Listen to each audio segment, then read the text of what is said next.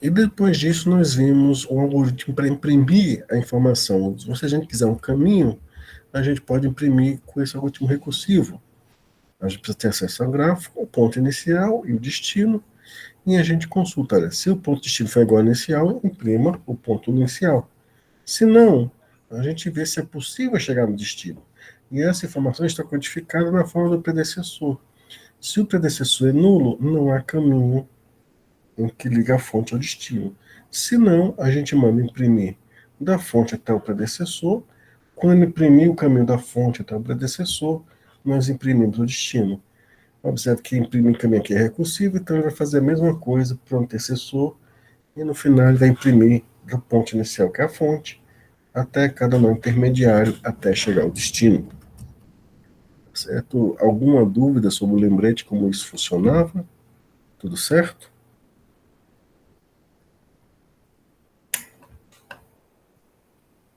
Tudo certo, professor. Sim, vou fazer o seguinte, hoje eu atualizo os PDFs todos, tá bom? Alguém me perguntou, acho que foi no trabalho de ordenação, e eu acabei não respondendo, se eu podia passar um conjunto de teste. Eu imagino que para a ordenação vocês fossem capazes de gerar, já que é um problema mais simples, né, seu próprio caso de teste. Que no caso ali eu acho que acredito que eram strings, né? Eu acredito que vocês poderiam ter feito seus próprios, né? Oi, Matheus, deixa eu botar aqui sua presença. Então, eu vou deixar para mandar casos testes quando for um problema um pouco mais complicado, tá bom? Mas mesmo assim, nada que a gente está fazendo em geral, se você pesquisar um pouquinho na internet, você lê um pouco o código da main que está testando o nosso código, vocês conseguem também gerar o código o exemplos, né? Mas eu sei que no início às vezes tem mais segurança, mas vai. Mas para ordenação eu não esperava. Existe um conceito, quando você faz esse algoritmo de busca em largura, que é chamada árvore de amplitude. O que é isso? Se vocês pararem para olhar o vídeo que está ali passando, deixa eu voltar aqui para ele.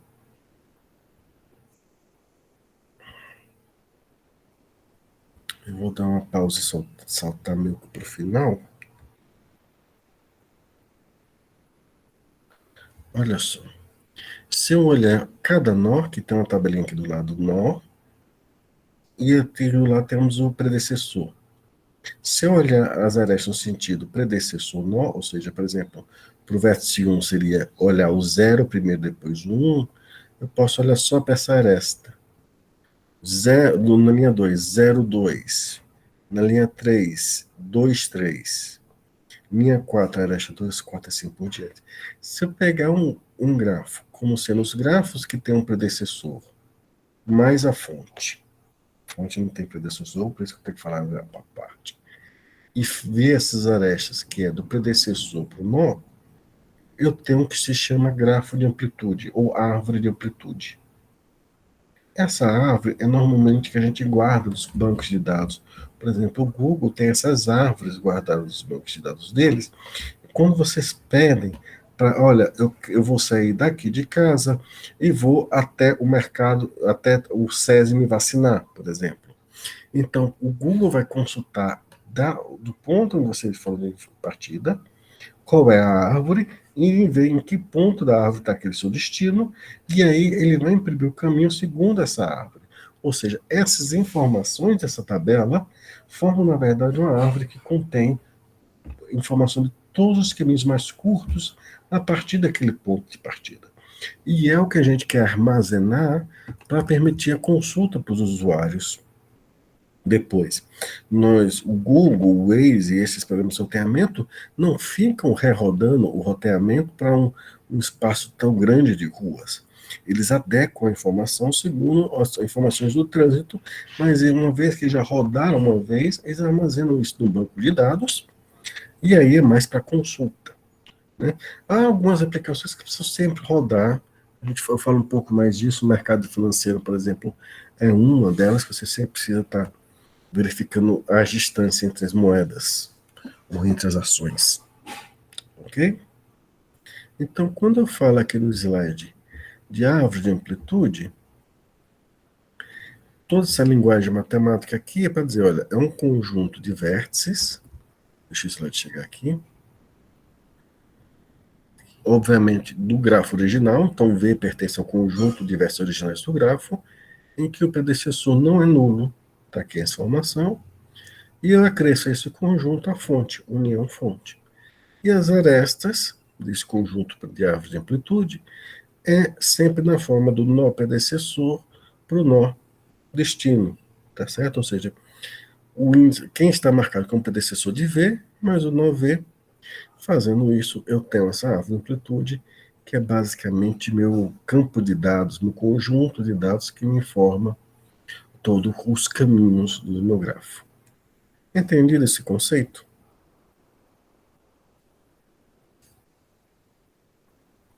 Alguma dúvida? Não, professor, entendido. Vou passar daqui para o próximo, tá? A nossa próxima busca, ela existe algumas variações no código dela. Eu vou botar aqui aquela que é mais completa, mas às vezes você vai numa versão mais resumida dela e eu vou explicar de onde é que vem esse resumido depois, tá certo? O que a gente quer na busca de profundidade ela tem que ser bastante adaptada para a inteligência artificial. É o seguinte, nós vamos Natal, já botei sua presença. Nós vamos encontrar a partir de um nó, tá certo? Na forma que eu vou dar inicial, pode ser qualquer nó, não vai fazer tanta diferença assim. Na forma reduzida, vocês precisam informar qual o nó de ponto inicial, vai fazer diferença. Mas, no primeiro momento, não. O que eu vou fazer é o seguinte, eu vou usar a recursão, tá? Assim que eu encontrar um nó branco, antes de examinar todos os vizinhos do nó atual, eu já vou, através de controlando isso com recursão, ir para o nó branco e começar a examinar os vizinhos dele em busca de um próximo nó branco. Então a ideia é como se eu estivesse mergulhando, tá certo? E eu vou tentar chegar o mais fundo possível. Ou se eu pensar assim, eu estou mergulhando em um labirinto e eu vou tentar mergulhar o mais fundo possível. Toda vez que eu encontrar uma barreira, eu vou voltar e seguir para a próxima opção de caminho disponível. Tá certo? E isso vai ser chamado busca em profundidade. A razão pela qual ela é bastante utilizada em inteligência artificial é que a inteligência artificial vai considerar a construção de soluções como se fosse um percorrimento de um grafo implícito, ou seja, não vai ter um grafo visivelmente dito ali, mas é como se fosse um grafo ali, ele está navegando, na verdade, é um grafo no espaço de configurações. Oi, Túlio, deixa eu marcar aqui a sua presença. É um grafo no espaço de soluções e você está selecionando opções conforme se mergulha nesse grafo. Quando você está construindo solução, se não consegue construir completamente a solução, ou seja, se você não consegue sair do labirinto, você volta um passo, ou seja, desfaz a construção e mergulha na próxima parte. E assim você vai construindo a solução inteira. Tá bom? Então a gente vai começar de um ponto inicial. Enquanto encontramos o nó branco, vamos direto para examinar ele, ou seja, vamos interromper atualmente o exame do nó atual, fazer um mergulho recursivo no próximo nó e examinar os vizinhos dele em busca do próximo vértice branco. Quando não for possível encontrar um vértice branco, a recursão nos retorna e nós continuamos a explorar os vizinhos em busca do próximo nó branco. Tá certo? Aqui a gente precisa de informação a mais, tá? D, a gente vai ter o campo D e o campo F.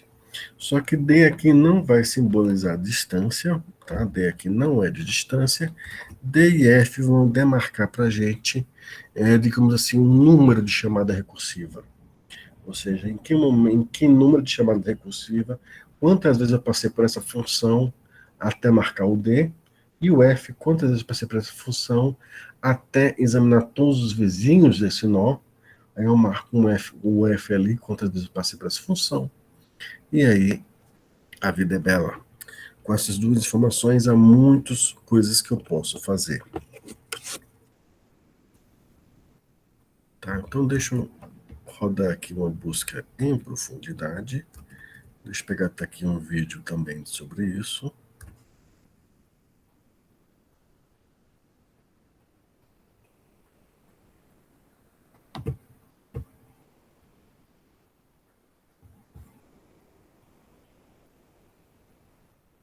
Tá? Deixa eu só.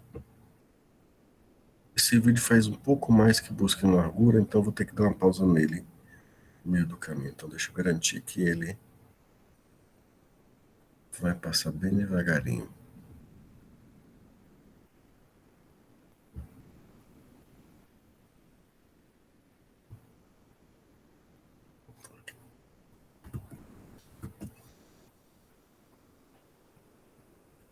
Deixa eu compartilhar o vídeo com vocês. Aqui a gente vai ter um grafo direcionado, ou seja, as arestas não servem como via de mão dupla, elas só fornecem em um sentido, que é da cauda da seta até a seta, ou seja, por exemplo, tem uma aresta ligando 0,6, a gente vê que a seta aponta para o 6. Então eu posso sair do 0 e ir para o 6 por essa aresta, mas eu não posso voltar. Se eu quiser voltar, tem que ser uma situação parecida com o 2 e o 3, né? Eu tenho uma aresta indo do 3 para o 2 e outra aresta voltando do 2 para o 3.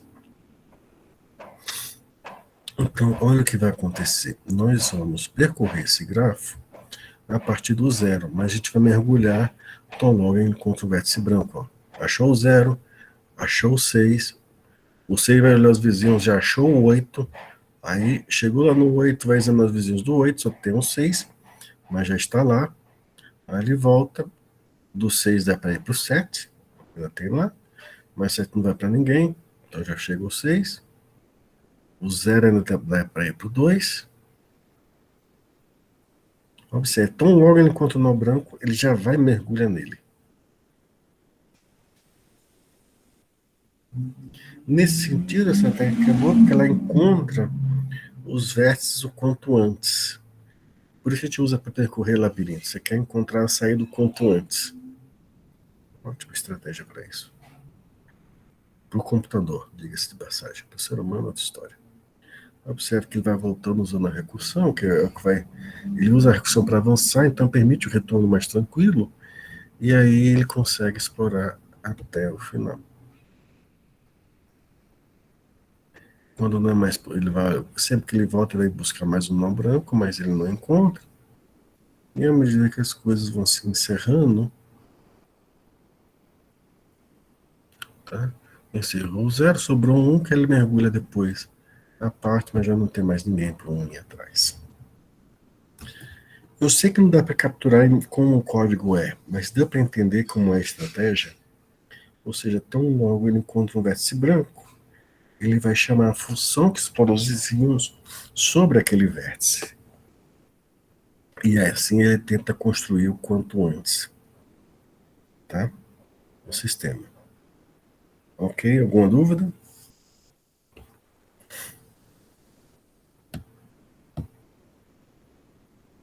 Não?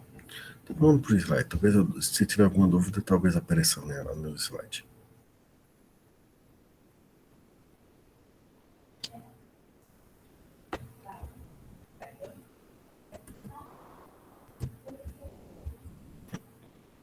Então, aqui está o pseudocódigo. Note que são duas funções. Uma, que é a busca profunda dela, prepara o grafo. Todas as cores do vértice são branco. A predecessor é nulo. Observe que eu não tenho uma fonte aqui. Essa é a minha primeira versão. Tem várias versões. Não há um nome específico para cada versão. Todas são chamadas busca em profundidade. Mas essa é a primeira versão que eu vou apresentar para vocês. Nela eu não preciso de uma variável fonte. Tá? Eu não preciso formar como ponto de partida. Para ela, tanto vai fazer que é um ponto de partida. Ok? Eu vou precisar de uma variável global time. Não é time, é time. Como se fosse tempo. E, na verdade, é um contador de recursão. Professor, como é que é a história de variável global? Eu penso na variável estática. Uma pergunta, é porque eu vim de um background que eu estudei primeiro. Eu tenho C, C++, depois veio o Java, depois veio as outras. Quando eu falo variável global, vocês entendem o que isso significa? Só para ter certeza que eu estou na mesma linguagem que vocês, que minha formação é um pouquinho diferente. Você entende, mas você veio de C, né? C, o nome global é bem claro. Os demais. Alguém não entende? Só para explicar. Tipo a variável estática, é uma variável que todo mundo naquele arquivo vê aquela variável, tá certo? E é exatamente a mesma. Em Java seria o equivalente, seria o estático. Embora estático não é um bom equivalente, tem umas coisas a mais na implementação do estático, além de ser global, tá?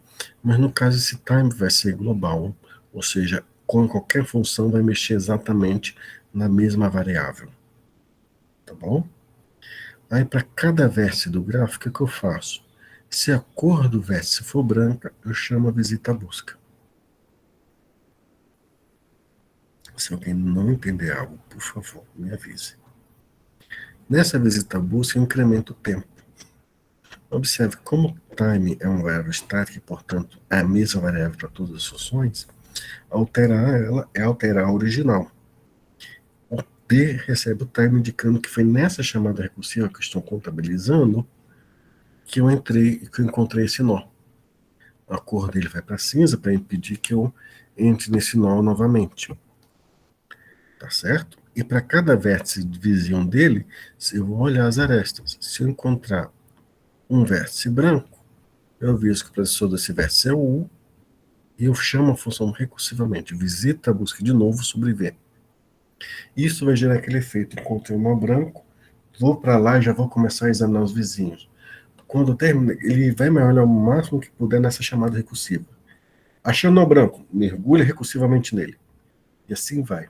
Quando ele encontrar um vértice que ou não tem arestas levando a outros vértices, ou se os vizinhos já estão todos pintados diferentes de branco, então ele não vai mais poder examinar nada. Nesse momento, a chamada recursiva vai fazer só uma continha besta no fim, que é botar a cor de preto e marcar o time, incrementar o time novamente, marcar no F, e aí encerra essa chamada recursiva que volta para a chamada anterior, e aí vai continuar examinando os vizinhos do nó anterior que o chamou, em busca de um nó branco para mergulhar recursivamente. Quando essa visita busca acabar toda a recursão, ela volta para a busca em profundidade original. E nota que essa chamada foi dentro de um laço. E esse laço não iterou. Então ele vai continuar olhando os nós que faltam olhar para ele, para o laço, e se algum deles tiver a cor branca, ele irá mergulhar de novo. Foi o que a gente viu no vídeo. O partido zero ele encontrou todos os nós, com exceção do um que ele não conseguia alcançar. Mas depois ele mergulhou exclusivamente no 1 para ver o efeito. Alguma dúvida?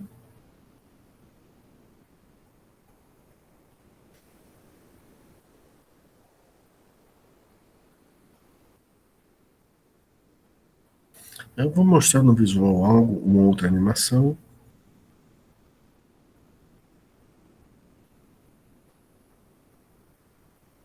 Aí a gente vê o código desses, tanto da busca em profundidade quanto da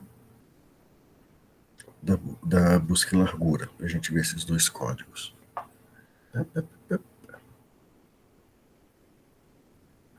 Ok, nós temos aqui um grafo direcionado. Vai chegar aí para vocês daqui a pouquinho. Chegou. E nós então vamos mergulhar aqui a partir de um ponto inicial. Observe, ele achou um nó branco, ele já mergulha. Quando não é possível avançar a partir desse nós, ele volta com a recursão e vai avançando enquanto puder encontrar nós brancos. Quando não é mais possível, ele vai pintando, sinalizando o retorno.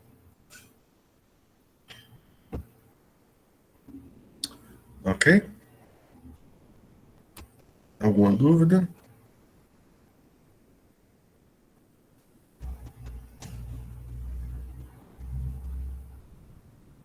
Tudo certo, gente?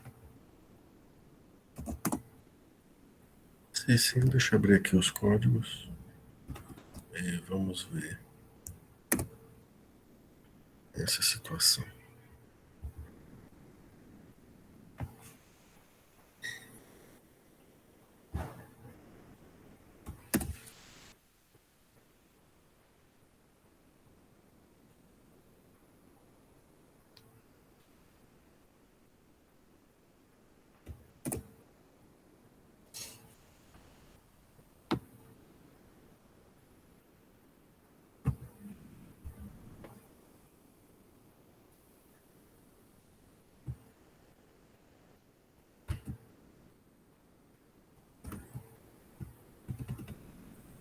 Estou abrindo aqui, deixa eu compartilhar com vocês.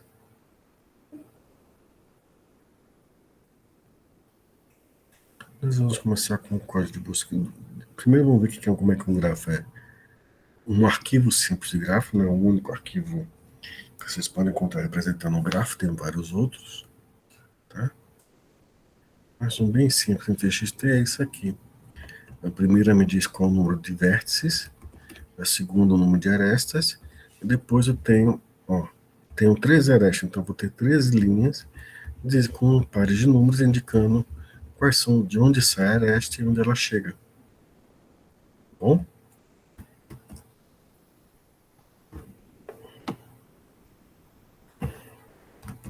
Aí vamos ver a classe grafo. Se eu vou fazer essa nomenclatura, eu vou ter uma classe grafos. Tá? A classe grafos eu tenho aqui número de vértices, número de arestas, e aqui eu tenho um vetor de listas encadeadas que vai me servir de lista adjacência. Quando eu for ler aquele arquivo, está aqui o procedimento de leitura, eu leio o primeiro número de vértices, está aqui, ó, vai ler essa biblioteca Readint, eu vou, quando for mandar a tarefa, eu mando elas para vocês, se for necessário, tá? Aí tá aqui, para meu adj, que é minha lista de adjacência, eu crio um novo vetor, e aqui está minha lista ligada em inteiros, tá? Para ver de 0 até n, cada lista encadeada é inicializada como uma lista de inteiro. Eu leio o número de arestas, aí para cada aresta eu leio o par de vértices que compõe essa aresta. E eu adiciono essa aresta. Observe que aqui eu estou adicionando em um grafo não direcionado. Por que eu digo isso? Porque se eu tenho dois vértices, os dois índices V e W dos vértices, na lista de V eu estou adicionando W e na lista de W eu estou adicionando V. Então, com isso eu guardo a informação do grafo, né? Ou seja, para cada verso eu tenho uma lista encadeada indicando quais são os vizinhos daquele nó. Tá bom? Alguma dúvida? Ficou entendível, professor.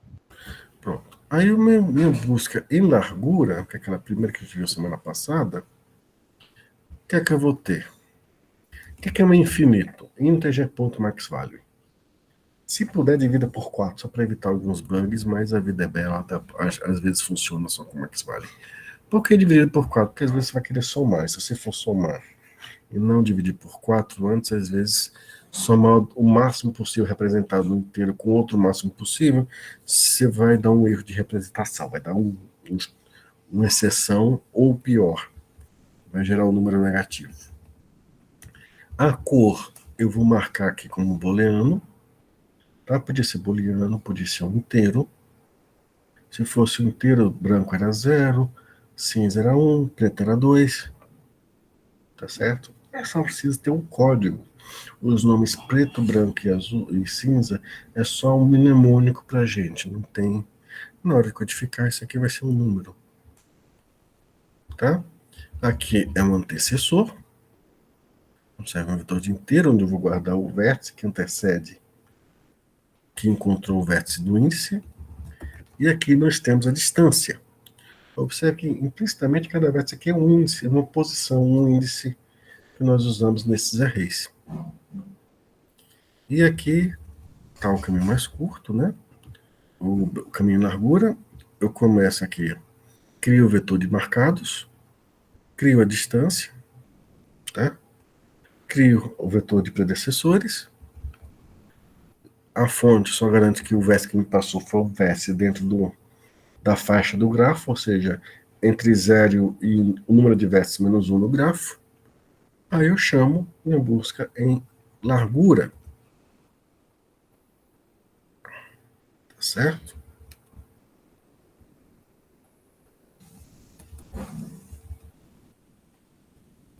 Essa busca e largura, o que é que ela vai fazer? Pronto, aqui está até interessante. Aqui tem várias fontes. Note que a distância de cada fonte é infinita, né? Então ele vai fazer o que aqui? Cria uma fila. V igual a zero, V menor que o número diverso do grafo. Distância até V é infinita. Nós vimos isso. Distância até S, ou seja, a fonte para ela mesma é zero. E a fonte já foi encontrada, foi pintada de cinza. E nós temos aqui uma fila de inteiros que nós guardamos o S nessa fila. Enquanto a fila não está vazia, eu pego quem está na frente da vazia, na fila aqui, tá? Percorro a lista de adjacência. Se encontrar algum verso que não foi marcado, ou seja, o booleano dele está falso, eu aviso se o predecessor dele é V. A distância até esse verso que eu encontrei é a distância que eu cheguei até em V mais um, que eu tenho que passar por mais uma aresta. E eu pinto não, mas que ele igual a true, e eu enfileiro ele. Quando isso aqui acabar, vai estar concluída a busca. Tá certo? Alguma dúvida sobre o código? Porque é só isso, basicamente. Eu vou mostrar main para vocês e a gente roda no terminal. Se ninguém tiver dúvida, é claro.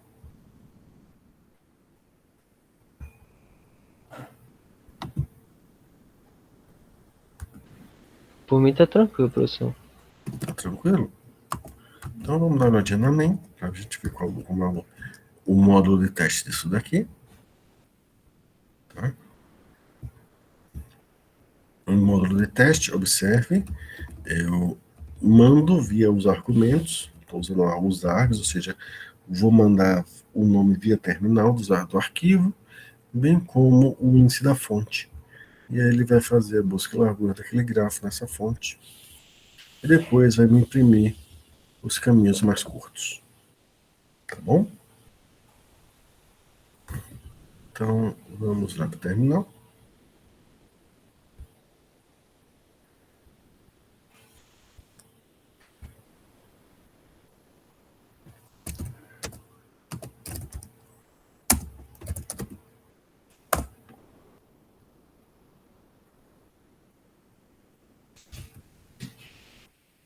Ele está compilando todos os arquivos. Aqui eu não estou usando o Eclipse, vocês estão vendo isso com frequência.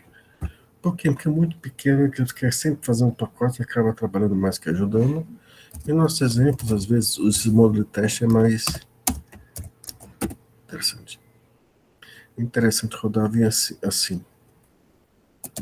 Tá aqui meu gráfico, aquele que eu mostrei para vocês da NG. E eu vou querer que ele comece a partir do nó 2. E ele foi lá, calculou o caminho do 2 até todos os nós, e só imprimindo ele. E ele está me informando que não tem um caminho entre 7, os nós 7 em diante. Mas os demais nós está aqui impresso o caminho. Vamos supor que eu queira a partir do 12. Observe que o 12 está conectado até o nó 9, mas não está conectado aos demais nós. Deixa eu ver o 8. O 8 só está conectado com o 7. E o 7 só com o 8. Se eu procurar no 6, eu só vou encontrar aqueles nós com quais ele está conectado. Ele parece ser bem central, que a distância aqui é só até 3. Olha, se eu quiser puxar o caminho mais curto até o 10, tá feito. Tranquilos? O que ele faz? Aquilo que nós vimos na animação. Enfileirando a fonte, distância da fonte até na mesma é zero, eu deixo isso nulo, cor cinza, olha os vizinhos dela, se tem algum nó que pode ser alcançado, é pintado, ajeita o predecessor, ajeita a distância, enfileira o nó, repetindo isso, ele, para cada ponto de partida que vocês tiverem, eles conseguem, então, encontrar os nós. Muito legal, professor. Para que isso serve? Por exemplo, para análise de redes sociais. Em videogames, para o seu personagem percorrer o mapa na distância mais curta. E em muitos outros problemas. Uma coisa importante de grafos é que a quantidade de problemas que eles podem resolver, cada algoritmo desse, é particularmente estúpida, gigantesca. Tanto que é até difícil. Eu já vi grafos ser usados até para monitorar reatores nucleares. Então as coisas funcionam por aqui. Tá bom? Alguma dúvida? Não? Vamos então para o busca em profundidade.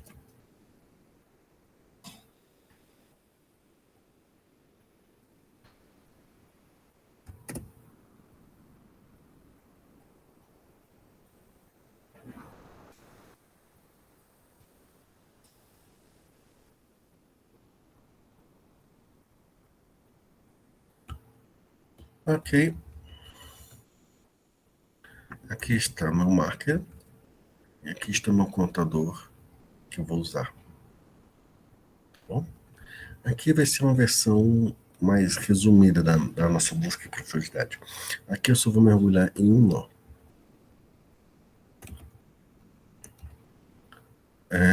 Busca em profundidade, grafo a partir de uma fonte. Crio um vetor de booleanos para fazer os marcados. E chamo o def a busca em profundidade no grafo. Que o que ela faz? Incrementa o contador, marcado igual a verdadeiro, para cada vértice na vizinhança de V. Se não estiver marcado, busque profundidade nele. Um código bem simples, bem curto. Tá bom? E a main vai ler o grafo, vai ler qual a fonte que eu vou passar, porque eu não vou executar uma profundidade completa, como eu mostrei. Só vou mergulhar em um código, e aí vai imprimir se está conectado ou não. Dois vértices em um grafo. Isso é um bom uso também em redes sociais, qual o caminho que liga, qual existe um caminho que liga duas pessoas, embora não seja a única aplicação disso. Alguma dúvida com relação a esse código aqui de busca em profundidade? Também não, professor. Não? Não, professor. Tranquilo?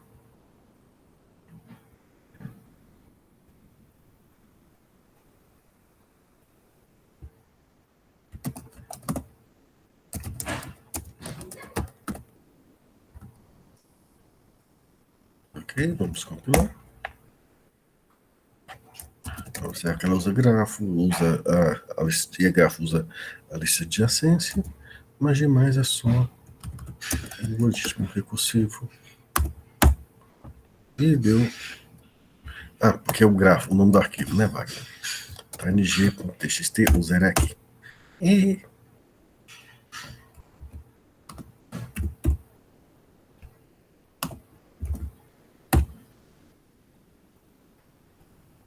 ele está informando, eu dou o nó inicial e ele me informa com quem esse nó está conectado.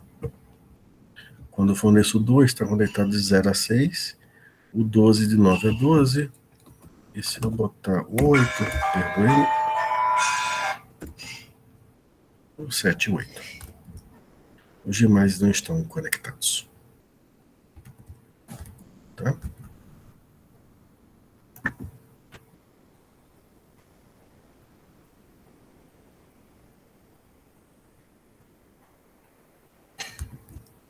E esse not connect informando que o grafo não é todo conexo. Observe que à medida que o tamanho do grafo aumenta, a tendência é ter elementos mais conectados. Aqui, por exemplo, tem informação conectada, ou seja, existe um caminho de todo mundo entre todo mundo. Tá certo? Ou seja, o zero está conectado com todos os nós. Se eu botar, por exemplo, o nó 200, conectado com todo mundo. Tá bom? E, em geral, qual o tamanho do grafo que vocês vão trabalhar? Depende da aplicação. Em análise de dados, as coisas podem começar pequeno, de 30, tá? Mas você pode ter situações em que você tenha 5 mil, 10 mil nós, O mapa mundi das distâncias já é alguns milhões de cidades e de localidades. Já foi resolvido, por exemplo, dessa situação, com o uso de computação paralela. Mas para um computador só, para um processador só, eu creio que 10 mil nós de gráfico seria bastante expressivo. Embora a análise de redes sociais você colete dados até de alguns bilhões sem grandes problemas, só demora mais um pouco, porque o tamanho da entrada é grande. Né? Tá certo? Quanto tempo esses algoritmos demoram? Eles demoram mais ou menos a mesma coisa que um session sort demoraria. Tá bom? Dúvidas?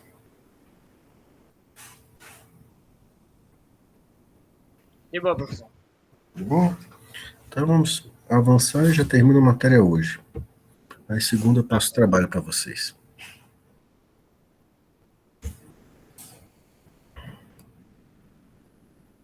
Tá bom? Vamos lá. Tem um subgráfico predecessor, que é o vértice que vocês podem alcançar a partir da busca de profundidade, mais as arestas que tem predecessor para o destino. Tá bom? Nesse caso, nessa versão completa em que eu mergulho mais de um nó aqui, eu não vou ter uma árvore, eu vou ter o que se chama de floresta, ou seja, uma ou mais árvores. Matemática é assim. Uma árvore sozinha é uma árvore.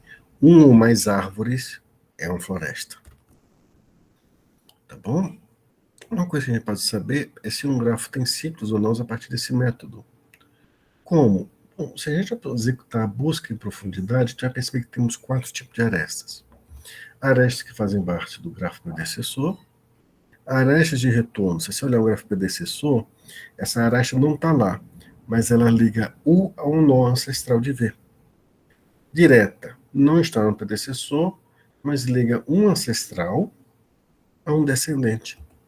E cruzada a qualquer outra aresta que não cai nenhum dos três. Se eu tiver arestas de retorno no grafo, como é que eu detecto uma aresta de retorno? Eu estou examinando um nó e ela encontra, e um vizinho dele está na cor cinza. E significa que esse nó está conectado a um ancestral dele. E assim sendo, tem um ciclo ali. Por que isso é importante? Porque permite você detectar, por exemplo, alguns erros em códigos que não deveriam acontecer. Nós, por exemplo, organizamos as variáveis nos quais estão trabalhando em cada escopo segundo a visibilidade. A gente tem todas as variáveis no código como se fosse um grafo inteiro. Cada nó é uma variável. Tem uma aresta sobre ela se duas variáveis são visíveis no mesmo escopo, no mesmo abrir e fechar de chaves, por exemplo. Se elas forem visíveis no mesmo escopo, então tem uma aresta entre elas, e eu tenho que tomar alguns cuidados na alocação de memória e na desalocação de memória sobre elas, porque as duas não podem ocupar o mesmo espaço de memória, já que as duas são visíveis dentro de um mesmo escopo. Tá certo? Variáveis que não têm arestas ligando entre elas, eu posso reaproveitar os espaços depois que acabou a função, acabou o escopo dela, a variável morreu, então eu posso reaproveitar, por exemplo, aquele espaço de memória ou aquele registrador que está disponível no processador para deixar o meu código mais rápido.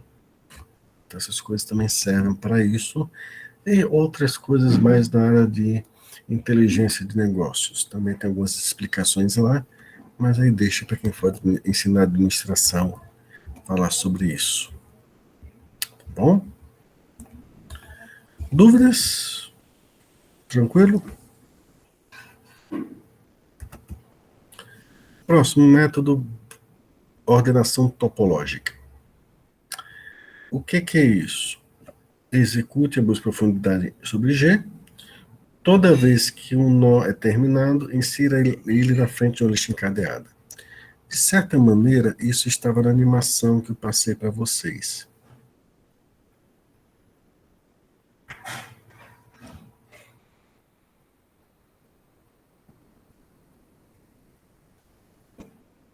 Ok? Se vocês forem ver, toda vez que um vértice aqui for concluído, ele vai ser colocado na frente de uma... Vai ser empilhado, basicamente. Vai ser colocado na frente de um lixo encadeado. Olha só que isso vai nos... O que vai acontecer? Pronto, o 8 não é possível chegar mais ninguém a partir do 8. Germinei todas as arestas saem dele. Então ele foi para frente da lixa encadeada. Aqui vai para o 7. Do 7 não vai para ninguém, então acabou. Ele vai para frente da lixa encadeada.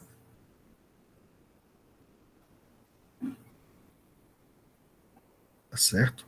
Essa ordenação dos nós que estão vendo aqui em cima, em que quando nós não é possível, já estudando todas as arestas que saem desse nó, não é possível usar mais em uma aresta, ele vai para frente dessa lista. E essa listagem é chamada ordenação topológica. Ela tem várias utilidades. Em projetos de larga escala, ela vai lhe indicar, certo? Que tarefas podem ser executadas, que partes do projeto podem ser executadas em paralelos. E se não for possível algum bloco que não seja em paralelo, qual deve ser a sequência da execução dela para que você cumpra todas as etapas adequadamente do projeto. Então, em projetos grandes de software, de construção, do que for, isso é útil. Porque aí ele dá uma noção de organização do que você pode fazer em etapas. Tá bom?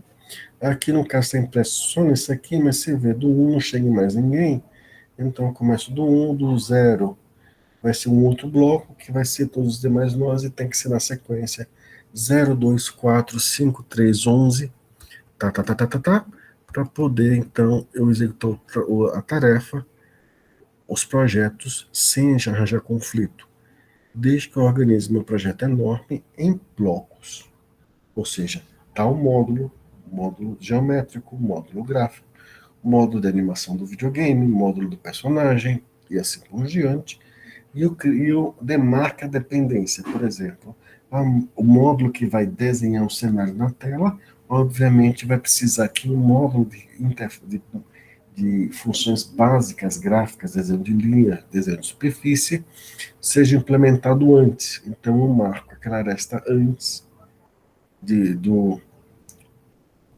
gráfico para o pacote que desenha o mapa, para que ela indique que eu preciso primeiro fazer minha biblioteca gráfica antes de fazer minha biblioteca de mapas.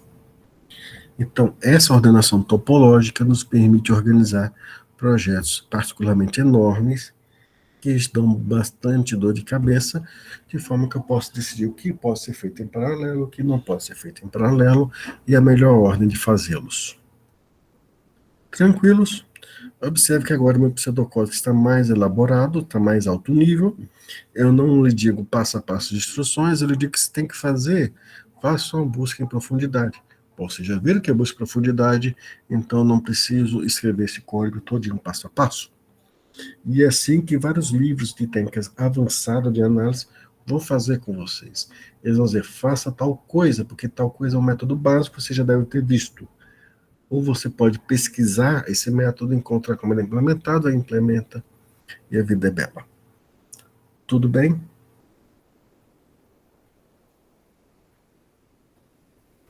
Tudo bem, professor. Tudo bem. Próximo, onde é usar construção de aviões, projetos essenciais, navios, softwares grandes, desde que haja uma dependência entre etapas e eventos ou módulos. Aqui vai prover uma ordem viável para a execução dos módulos.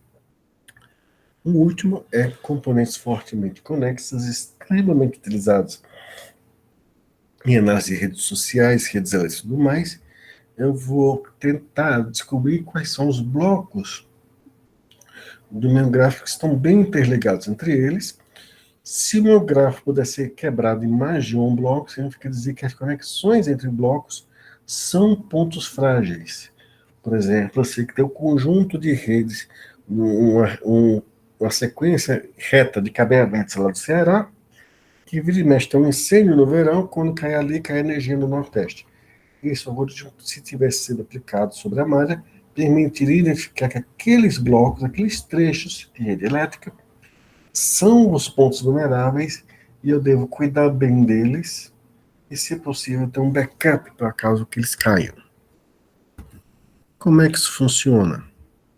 Eu vou precisar ter o que se chama grafo transposto. O que é o grafo transposto? Você tem um grafo direcionado, você muda a ordem das setas.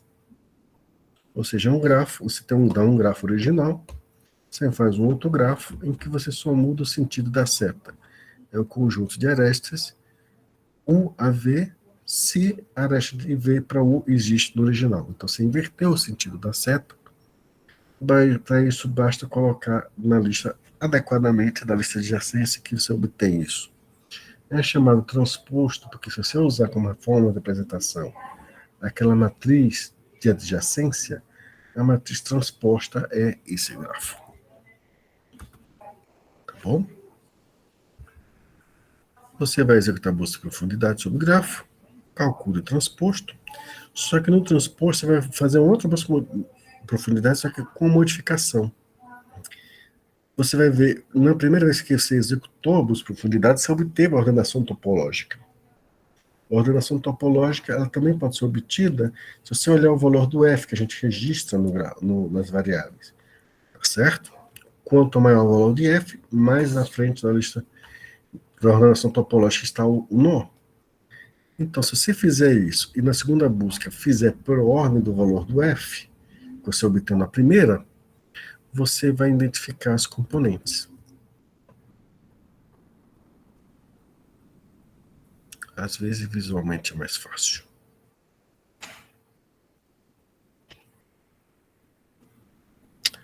Aqui.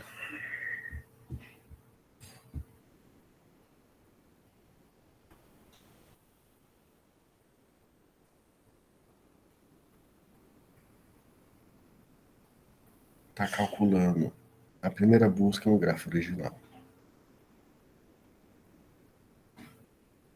Tá? Aí ele vai obter a ordenação topológica, que são os maiores valores do F que a gente marca, segundo o pseudocódigo que nós utilizamos.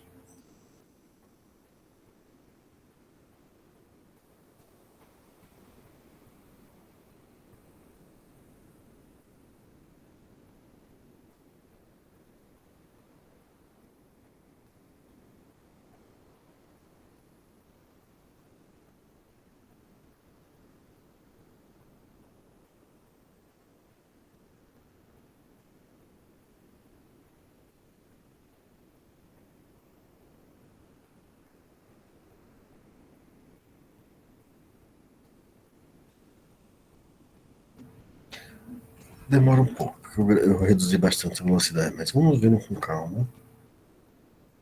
Tá? Pronto. Nesse momento aqui em cima tem uma ordenação topológica dos nós. Os maiores valores do F, segundo eu marquei, à frente. Tá? Agora eu vou no grafo invertido e mergulho na minha busca de profundidade seguindo essa sequência. Então, primeiro é o nó 1. E o nó 1, ele não pode alcançar nenhum outro nó. Então, eu marco aqui um zero indicando que ele é componente zero e ele está sozinho. Quando eu volto para a profundidade, aqui está dizendo para eu mergulhar no zero. Aí vai para o zero. Observe que essa é a sequência que aquele último externo que tem um laço vai executar. Aí ele vai do zero e vai executar a busca de profundidade. E quem ele vai encontrando, ele está vendo que ele está marcando com 1 aqui do lado, indicando que ele faz parte dessa componente conexa, que é a componente do zero.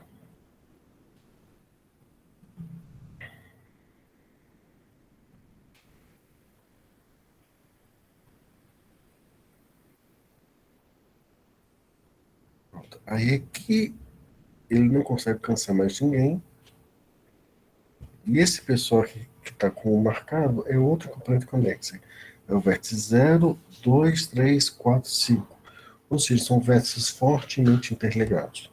Se isso fosse uma rede social, é possível que sejam gente frequentando o mesmo curso na faculdade ou frequentando a academia, e aí você identificando, pode procurar neles interesses comuns, e é isso que o Google e o Facebook fazem para lhes oferecer propaganda. Eles detectam de que componentes vocês fazem parte. Observe que ele passou rápido para aqueles nós. Por quê? Porque eram nós já pintados. Não tem para quem mergulhar neles, não estão brancos. Aí vai mergulhar com o 11 que está branco. Aí vai mergulhar ali Observa que o nosso que está em controle está marcando com 2, porque é a próxima componente.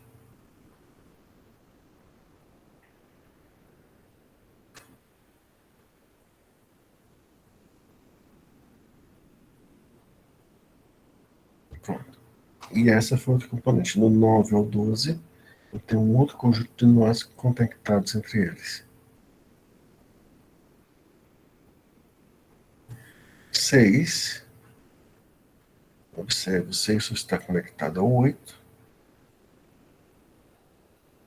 E o 8 ao 6. E o 7 é um componente isolado sozinho.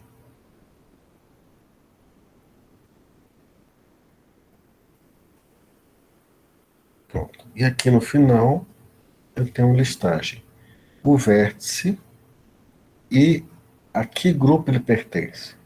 O vértice 0 pertence ao grupo 1, junto com o vértice 2, 3, 4, 5. O vértice 1 pertence ao grupo 0, sozinho. O vértice 6 pertence ao grupo 8, mesmo grupo. O vértice 7 só pertence ao grupo, a ele mesmo. E de 9 a 12 você tem um outro conjunto de nós pertencendo ao mesmo grupo.